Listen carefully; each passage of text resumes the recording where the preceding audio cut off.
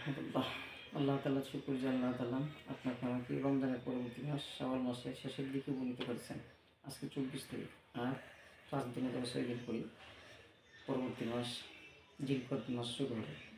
আল্লাহ তাআলা কোরআন কারীমে সূরাত তাওবার 10 নম্বর বা 9 নম্বর সূরা 37 নম্বর আয়াত দ্বারা বোঝা যায়।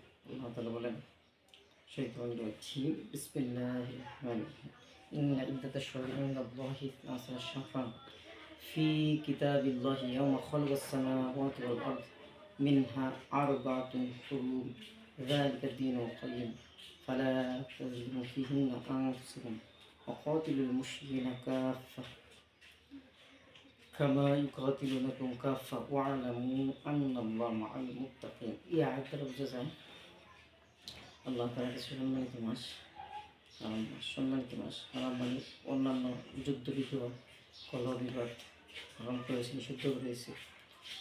আর আতুন ফরম 4টি মাস প্রসিদ্ধ সম্মানিত। সেই 4টি মাস তফসিরের মধ্যে তারা বোঝা যায়।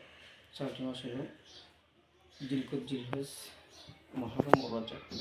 সম্মানিত মাস সামনে আসতেছে এবং রমজানের পরবর্তী মাস যেটা শাওয়াল মাস সম্মানিত। জাবের রাদিয়াল্লাহু হাদিস বনে থাকে বলে, সামিত নবী সাল্লাল্লাহু আলাইহি ওয়াসাল্লাম বলতে শুনেছিলেন, যেহেতু রমজান মাসে রোজা রাখলো অসিত্তামিন শাওয়াল, শাওয়াল মাসে রোজা রাখলো কানা অসিত্তামিন শাওয়াল ফাক আন্নামা কামাত সানাতা কুল্লাহা, সে যেন সারা বছর রোজা রাখলো। অর্থাৎ রমজানের কোরআন কারীমের সূরা আমের 160 নম্বর আয়াত দ্বারা বোঝা যায়, মান জাআ বিল হাসানাতি ফালাহু আশরু আমসালিহা। এই আয়াত দ্বারা বোঝা একটি পূর্ণ কাজ করলে 10 গুণ। অর্থাৎ রমজানের 30টি রোজা যারা পালন করছি, আপনার আমার মনে হয় 300 দিনের সব হয়েছে, 300 দিন রোজা রাখার সব।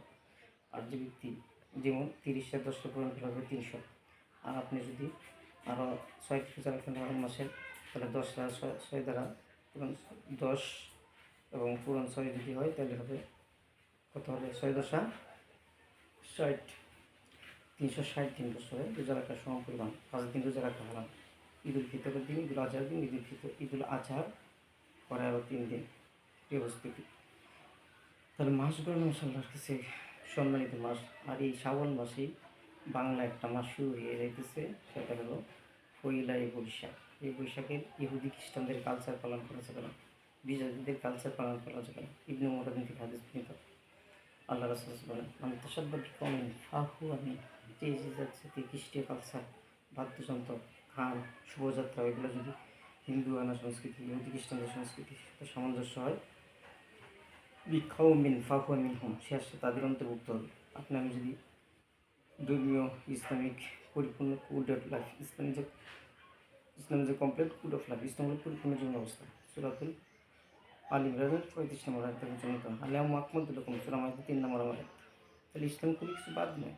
আল্লাহ বলেন, ইয়া আইয়ুহাল্লাযীনা আমানু উদখুলু ফিস-সিলমি কাফা, ইসলামে পরিপূর্ণভাবে প্রবেশ করো। তাহলে ইসলামে যেগুলো আছে সেগুলো পালন করবো, যেগুলো পালন করা যায় না সেগুলো পালন করা যাবে না। ইহুদি খ্রিস্টানদের কালচার পালন করা যাবে না। বৈশাখীর জামা, পোশাক, গেঞ্জি পালন করা যাবে না। এসে বৈশাখ, শুভযাত্রা, এগুলো পালন করা যাবে না।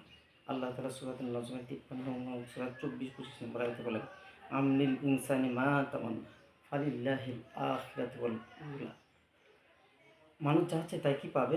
কল্যাণ সেদেশে পাবে না, আল্লাহ প্রকৃতপক্ষে ফালিল্লাহিল আখিরাতু ওয়াল উলা, পূর্ববর্তী পরবর্তী সমস্ত কল্যাণ আল্লাহর জিম্মায়, আল্লাহ তাআলার কুদরতে থাকে, আল্লাহর পক্ষে সম্ভব কল্যাণ দেওয়া, মুক্তি দেওয়া, সফলতা দেওয়া। তাই পয়লা বৈশাখ উপলক্ষে আপনি একটা ডিম ভাজি করে খাওয়া যাবে, মাছ তো পান্তা ভাত তো খাওয়া যাবে না। অর্থাৎ প্রতিনিয়ত যে আমল খাওয়া দাওয়া সেটাই পালন করতে হবে।